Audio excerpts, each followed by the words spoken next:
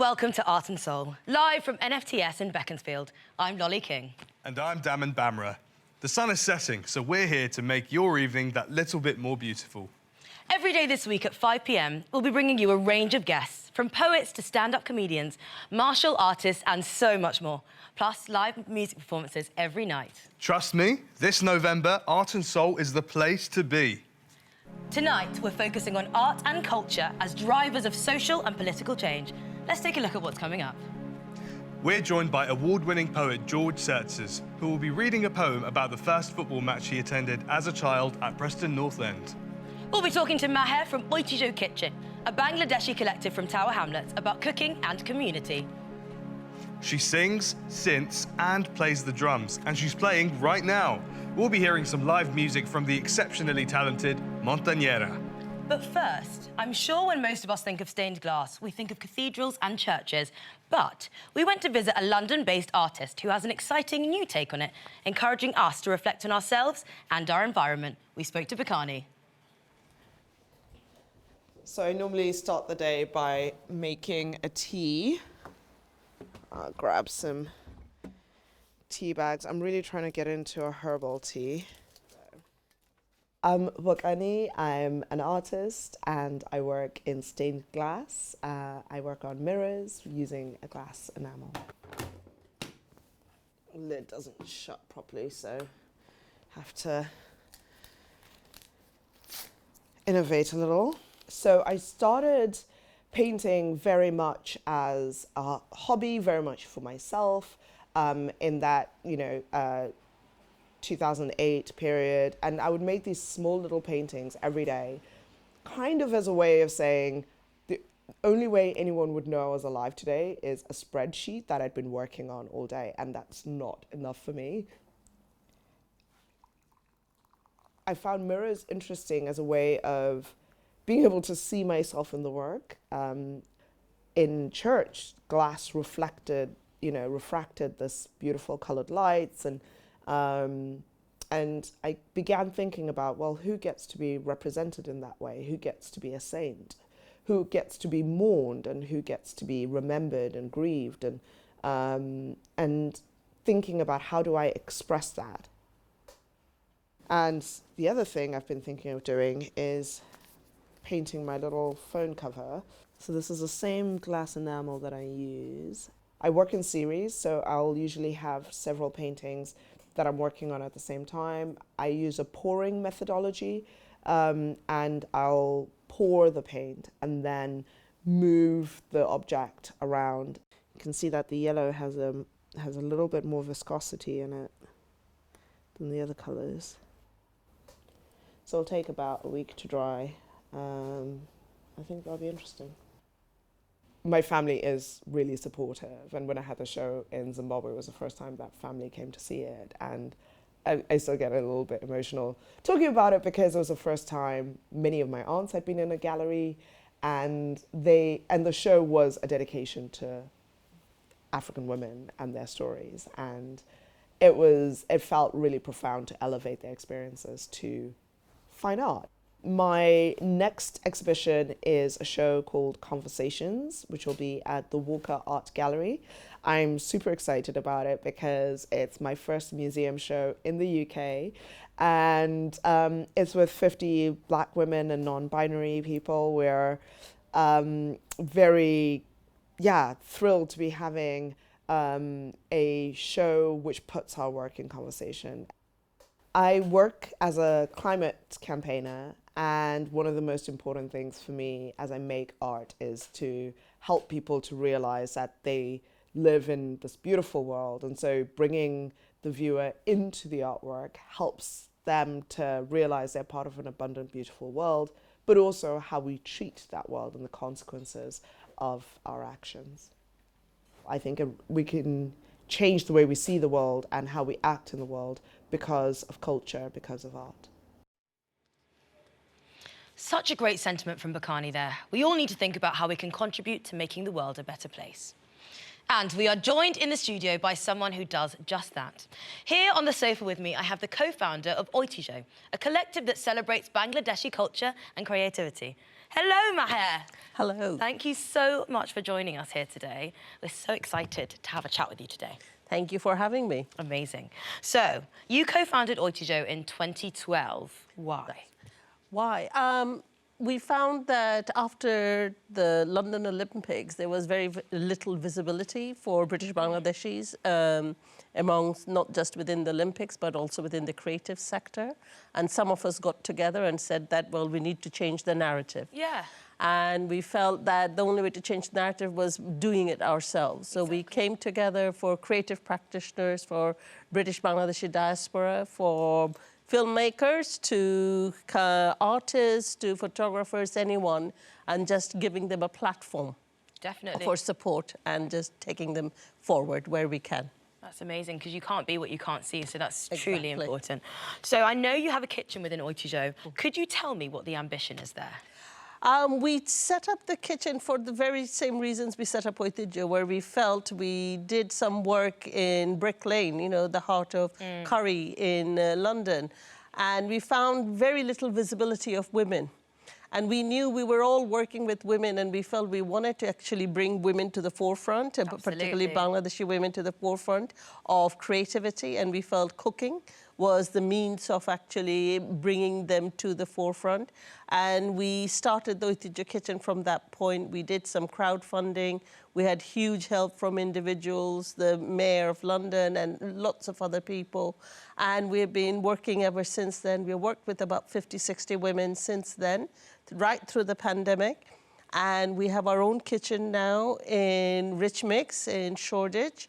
And we look forward to welcoming everyone to come and have some food with us. Yes. I mean, I, for one, can't wait. So why is the Oitijo Kitchen so important? It's very important because I think, as you said earlier, if you don't see yourself, you can't actually be yourself. And I think for the women, particularly for the Bangladeshi women, there is very little visibility, particularly for second, third generations. Yes. And all the statistics say that Bangladeshi women, along with Pakistani and Somali women, tends to be the most economically inactive. So we felt that bringing creativity to the forefront, so with something that they were already aware of, already could do, but actually could build from. So we're working with them within a professional catering sector. We work with Westminster and Kingsway College Culinary School. We work with the Mayor's Hospitality Academy to actually upskill the school. So they don't have to learn how to cook because they already know that, but it's actually learning how to be within the commercial sector of hospitality and catering. Amazing. So I know you've touched on this briefly, but how does it work practically? Practically, what happens, people come and train with us. They do kind of like 17 to 20 weeks of sessions of training with us. They get paid a daily bursary when they train with us. They learn how to be literally, you know, someone said to me, if I see another potato again, I will die. They might be peeling a lot of potatoes or a lot of onions, but it's just learning how to do the same thing. It's all for the greater good. It's all for the greater good. And it's learning all the health and hygiene issues. And that's what they learn. And if they choose to stay on with us at the end of their training and they feel that's something that they would like to do, then they work with us as a team member and they get paid the London living wage. For a majority of the women, that's the first time they've actually worked outside the home. Wow. And it gives them that self-confidence. So all we are doing is building self-confidence so that they can actually decide for themselves what they really want to do when they actually, you know, get out there and figure out which direction. Yeah, definitely. So I've got to obviously ask you this question. What is your favourite dish on the Oitijo menu? What is it? Well, I mean, I like all of it because we've spent a lot of time developing it, but actually kind of, you know, what you see here is a lot of bhartas. Bharta is a traditional Bengali food where you basically take any vegetables, fish, anything, and you just kind of, you know, mash it up. With bharta with dal and bhat, that's dal, lentil, and that's bhat, rice, and that's a very traditional food. So that would be quite favourite. I mean, my mouth is watering just looking at that. So, Oitijo means heritage. Definitely. What does heritage mean to you? I think for me, heritage is something that is whilst very rooted, it's also moving because we have to work and be there for the future. So for the new generation of people, their definition of what they want to do, how they want to see it, will have to be reflected. So they need to have room to grow. Absolutely. So for us, Oitijo is that. It's understanding the past so you can actually go forward in the future. Amazing. Well, thank you so much. Thank you. It has been amazing. Thank you very much. Thank you. Now, time for some music. To take us to the break, performing her track Amancera, please welcome Montañera.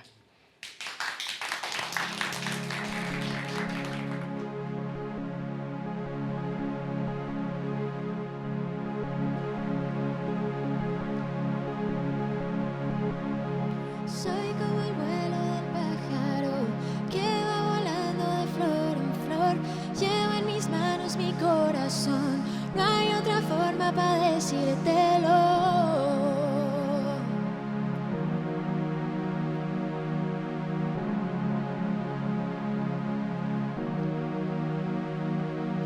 ¿Y cuánto daría por no saber lo que me dices que debo yo hacer? Pero no voy a desconocer que hacia lo simple hay que retroceder. Y amanecerá, amanecerá, amanecerá. Y amanecerá, amanecerá, amanecerá. Amanecerá.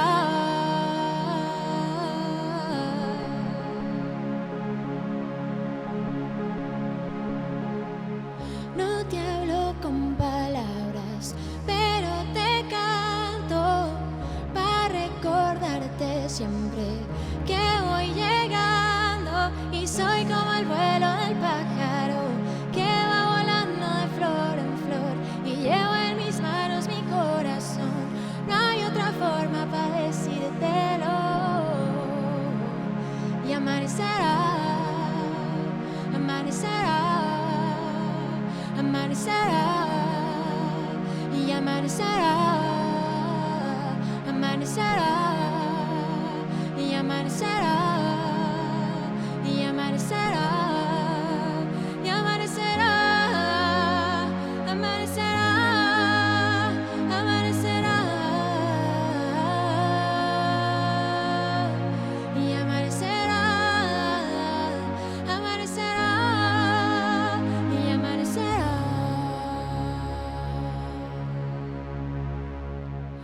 ¿Cuánto daría por no saber lo que me dices que debo yo hacer? Pero no voy a desconocer que hacia lo simple hay que retroceder.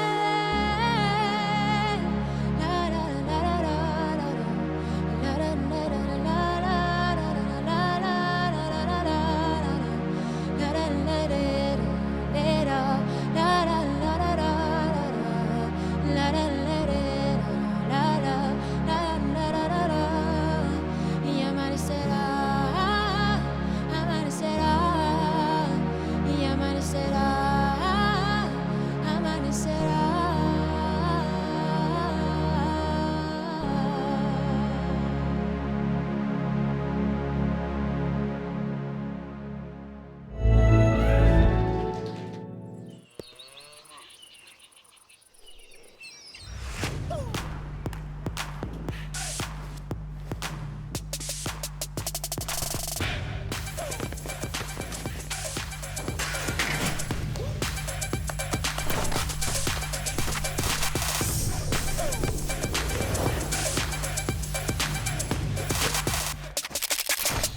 Yeah.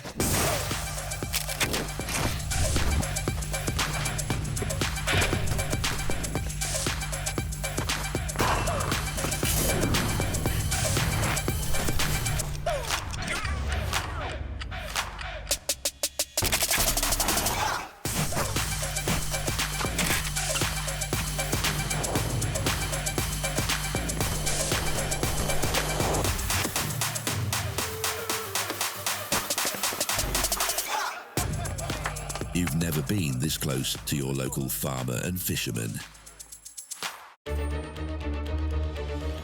Another manuscript rejected? How do we get stuck in doing things the old way? Well, let me tell you a story. When manufacturing NASA's space rocket boosters, the engineers have to make them smaller to fit through a railway tunnel during transportation. The width of this tunnel is influenced by the US standard railway gauge, 4 feet, 8.5 inches. That's an odd number. Where does it come from? The US railroads were copied from the English railroads that were designed to fit the first locomotive, which was copied from horse carriages. The carriages were built to fit into English road ruts, and the initial ruts were made by the Roman war chariots, which had the same wheel spacing standardised by Caesar. So where does this size come from? It accommodates perfectly 2 horses' arses. Don't get stuck in the past. Join Pop-Up and break the pattern of literary submissions. Welcome back to Art and Soul. Later, we'll have another excellent performance from Montañera. But first, for a little football. Are you a fan, Lolly? Oh, I'm a gunner through and through. What about you, Damon? Oh, I'm actually anti-gun myself. But if you like football, this is perfect for you, Lolly. It's time for a little poetry about the beautiful game. Please welcome multi-award-winning poet George Sertzes.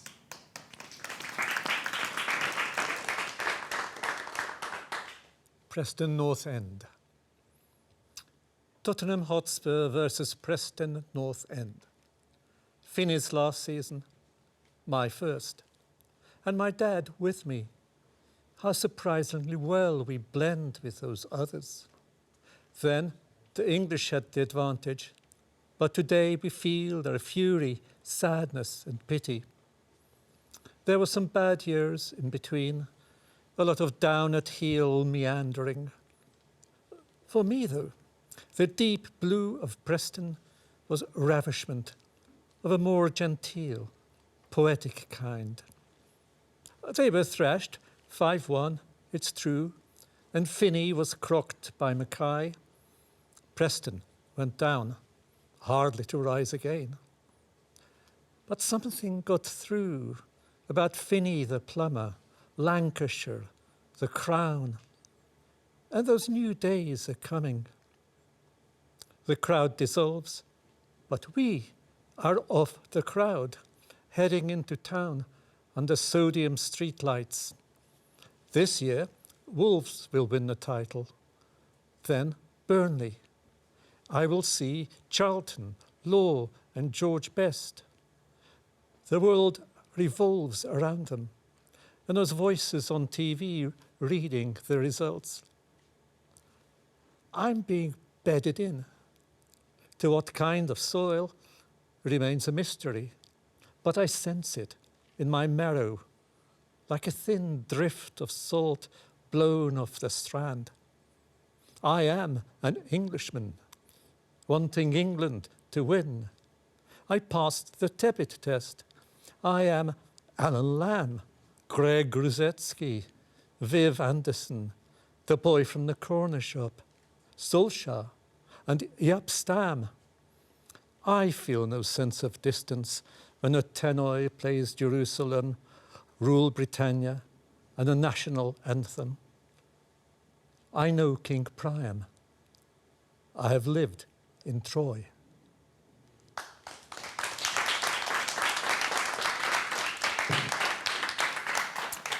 That was incredible. Thank you so much for that lovely, lovely recital, George.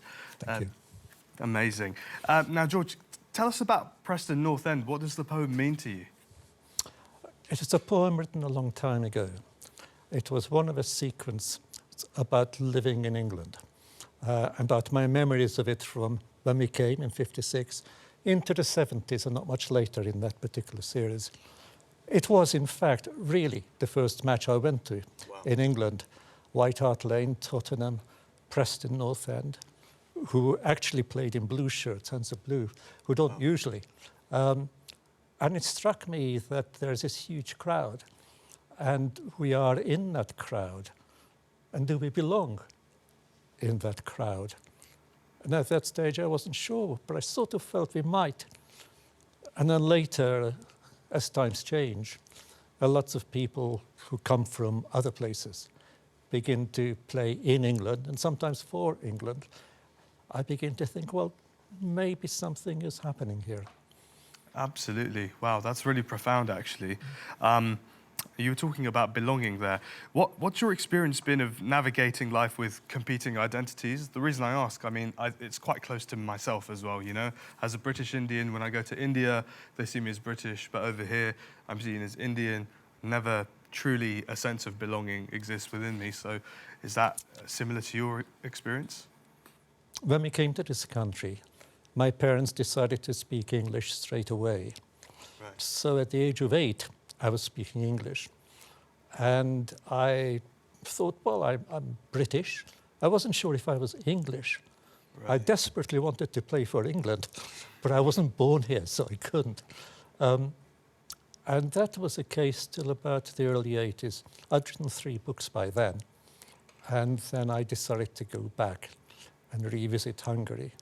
And then being there, walking the streets in which I had grown up, yeah. And if you like, breathing in the language, the visuals and everything, then I suddenly, well, I thought I have another identity.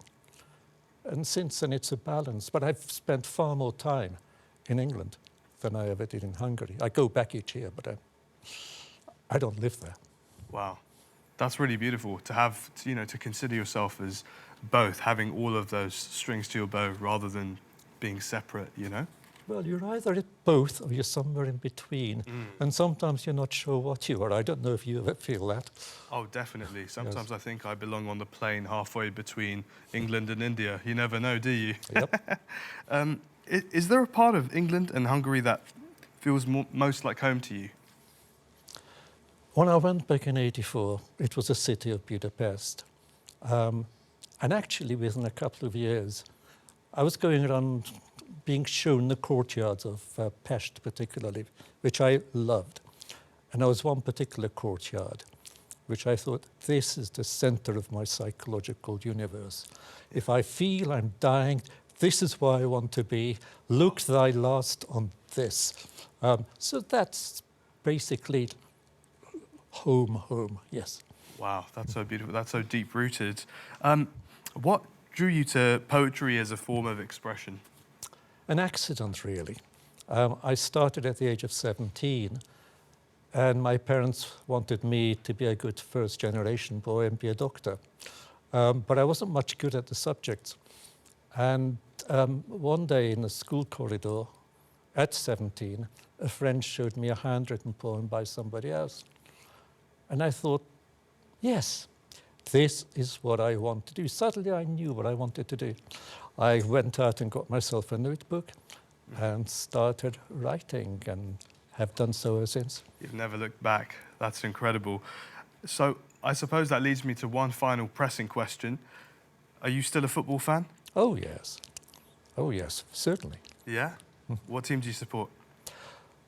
Complicated question. Okay. From the age of 8. At the age of, in 1958, when the Manchester United plane went down, I immediately fell in love with United. Yeah. And you still support them now? Oh, yes. Oh, yes. Still do. Incredible. Well, thank you so much, George, for sharing your wonderful art with us today. My great pleasure. Thank you. Thank you. Over to you, Lolly. Through reflections, food and football, we've seen that art and culture not only has a political purpose, but a real power to bring about change. But I want to ask the general public what they think.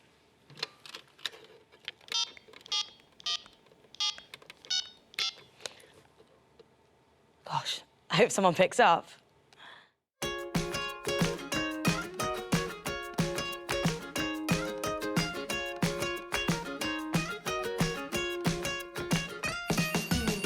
Can art change the world?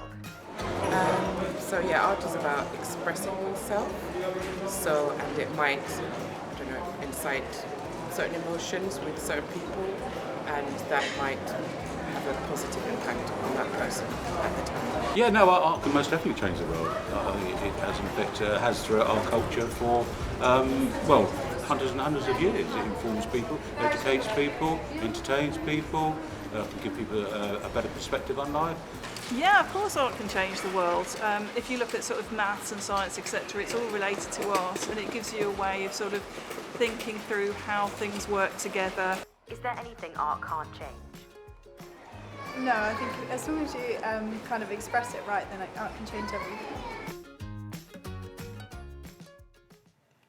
A resounding yes from the public there. Art can change everything. I love that. I love that too.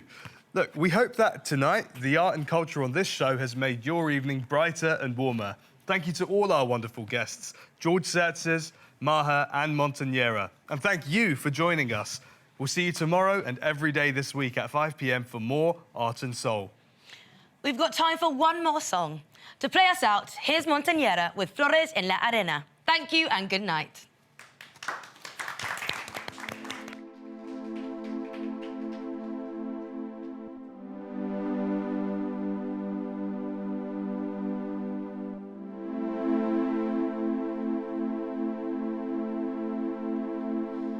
Blanca como nieve, voces en mi vientre, todo está que llueve, mojándome todo mi ser.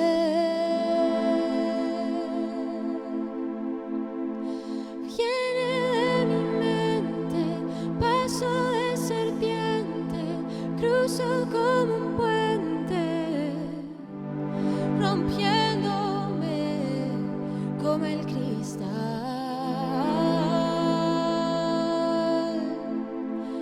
Y elévame, elévame, elévame, elévame, lejos de aquí. Y elévame, elévame, elévame, elévame, lejos de aquí.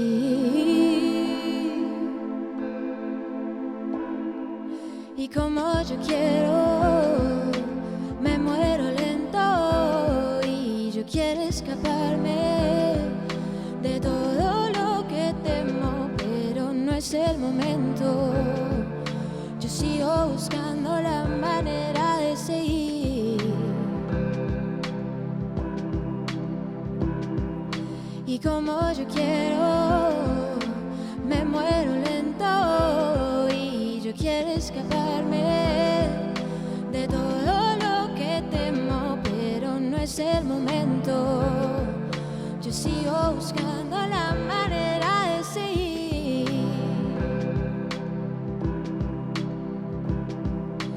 Rama de camelia, flores en la arena, dame la primera visión de mí cuando nací.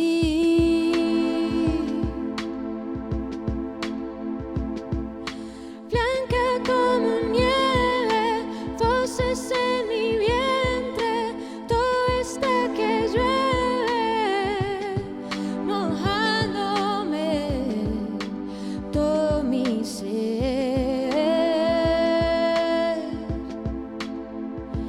Y elévame, elévame, elévame, elévame, lejos de aquí. Y elévame, elévame, elévame, elévame, lejos de aquí.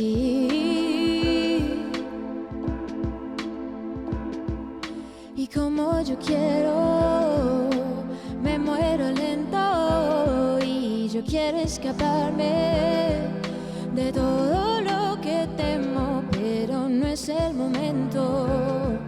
Yo sigo buscando la manera de seguir. Ay, como yo quiero, me muero lento y yo quiero escaparme de todo lo que temo, pero no es el momento. Yo sigo buscando la manera de seguir. Ay, como yo quiero, me muero lento y yo quiero escaparme de todo lo que temo, pero no es el momento. Yo sigo buscando la manera de seguir.